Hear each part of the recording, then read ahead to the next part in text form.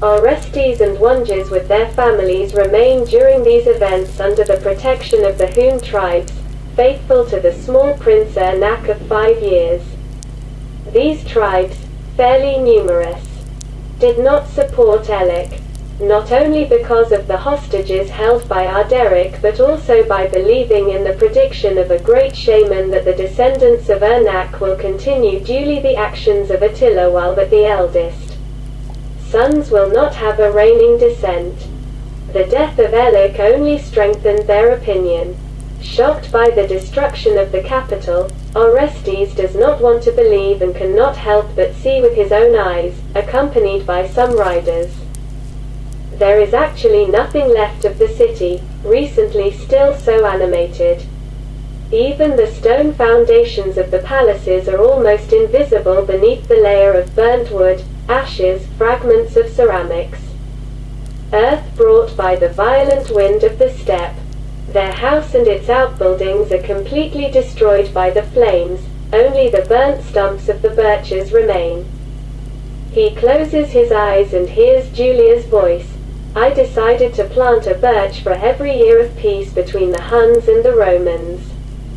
The Gepids, freed from the domination of the Huns, extend their area not only to the south but also to the east, encompassing a good part of Dacia. Their allies, Heruls, Ruges, Skyas and others settled further west or enlarged their respective territories. Edikon, after the death of Elik, becomes king of the federation of these three peoples.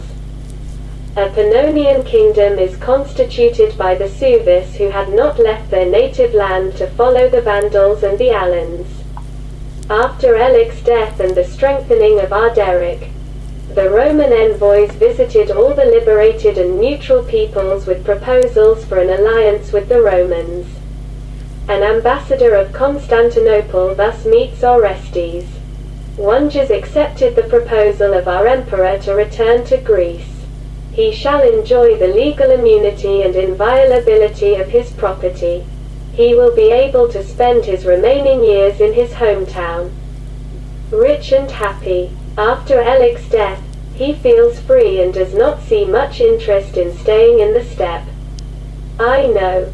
He says that the emperor proposes the alliance with the Huns of Ernak against their neutrality. Yes, they will be neutral against the Huns but the allies of the empire against the other barbarians. Our emperor offers you the same conditions as at Oneges. He guarantees you the legal immunity and the inviolability of your property. You can return to Pannonia and safely join your family. But I am a citizen of the Western Empire, and a proposal of the Eastern Emperor is not sufficient. All is planned. Our Emperor Marcian respects you very much and gives his written guarantees with the agreement of Valentinian III. Your family in Pannonia is informed of this proposal and the agreement of the Western Emperor. The ambassador tenders the document.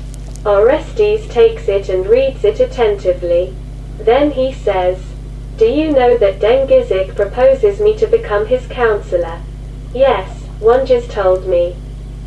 "But I believe that Dengizic does not have the genius and education of his father to take full advantage of your advice and bring together the people of his father's empire." Unfortunately, it's true. Attila was a very noble man. He valued the Roman civilization and wanted to save his acquisitions. That is why I had so easily the agreement of Galla Placidia to serve him. The ambassador smiles.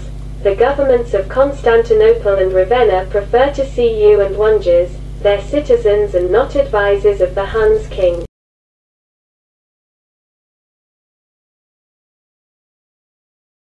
The first downpour of spring has just crackled on the windows. It was for Orestes still recently the time of inspection of the armies before the great military campaigns. He speaks to his wife. "Julia, I sometimes think that I should have accepted Dengizic's proposal and tried to restore the empire of Attila with him." "My dear, calm down. It was impossible. Valentinian's envoy threatened to retaliate against our parents in case of your refusal. Yes, after the murder of Aetius by the emperor. It was clear that Valentinian was capable of being very cruel. I could not risk your life, those of our parents and your fortune. But now the future of the Romans is dark as never before. Let's live in peace. I know you're bored without actions. But I am glad to be at last with you without these frequent and painful separations because your missions were often so dangerous. My dear Julia, it's a pity that all our boys died at an early age. We are now so lonely. I was happy in everything, but very unhappy as a father. You know I'm only 46. I think we will live for a long time. You will probably never be more minister and general, but you can still become a happy father. Orestes smiles and kissed his wife. My life was like a show where I was a great character. Now I only dream of a hot nest and that we are not disturbed.